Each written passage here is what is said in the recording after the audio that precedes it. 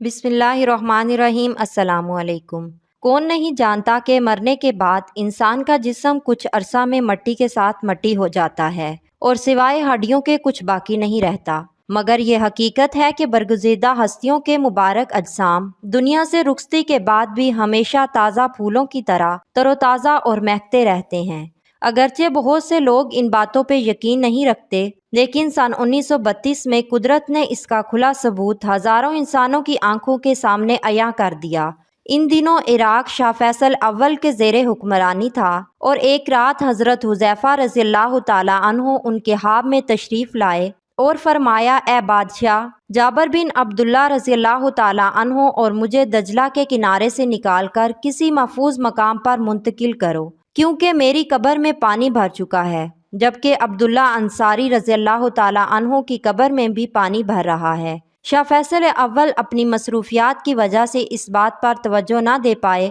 تو یہی خواب اگلی رات بھی انہیں نظر آیا، مگر وہ اپنے کاموں میں مصروف رہے۔ تیسری رات حضرت حذیفہ رضی اللہ تعالیٰ عنہ عراق کے مفتی اعظم کے خواب میں تشریف لائے اور فرمایا کہ میں بادشاہ کو 2 راتوں سے ہماری منتقلی کا کہہ رہا ہوں، مگر وہ توجہ نہیں دے رہے۔ تم ان پر زور دو کہ وہ ہماری قبور منتقل کرنے کے انتظامات کریں۔ اس کے بعد مفتی اعظم، وزیر اعظم اور شاہ فیصل اول کے درمیان ملاقات میں طے پایا کہ مفتی صاحب اس بارے میں فتویٰ جاری فرمائیں گے اور وزیر اعظم پریس کو بیان جاری کریں گے تاکہ عوام کو اس کے متعلق خبر ہو جائے۔ ابتدائی طور پر یہ فیصلہ ہوا کہ 10 ذی الحج کو قبور مبارکہ کی منتقلی کا مقدس فریضہ سر انجام دیا جائے گا، مگر حجاج کرام کی درخواست پر تاریخ 20 ذی الحج مقرر کی گئی تاکہ حج سے فارغ ہونے والے بھی اس اہم موقع پر پہنچ سکیں۔ پھر وہ دن بھی آ پہنچا کہ بغداد شہر کی گلیاں لوگوں سے بھر گئیں اور دور و نزدیک سے آنے والے منتظر تھے کہ کب یہ مبارک فریضہ سر انجام دیا جائے گا۔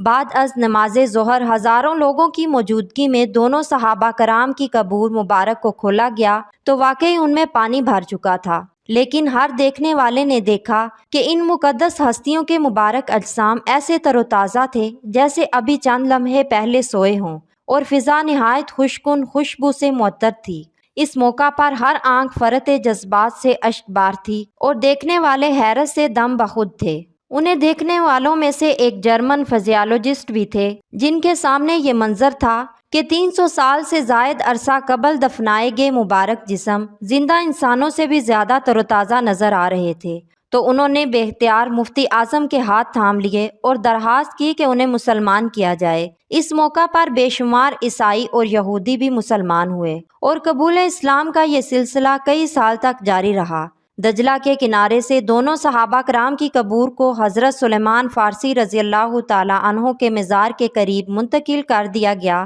جو کہ اس وقت بغداد شہر سے 30 میل کے فاصلے پر واقع ہیں۔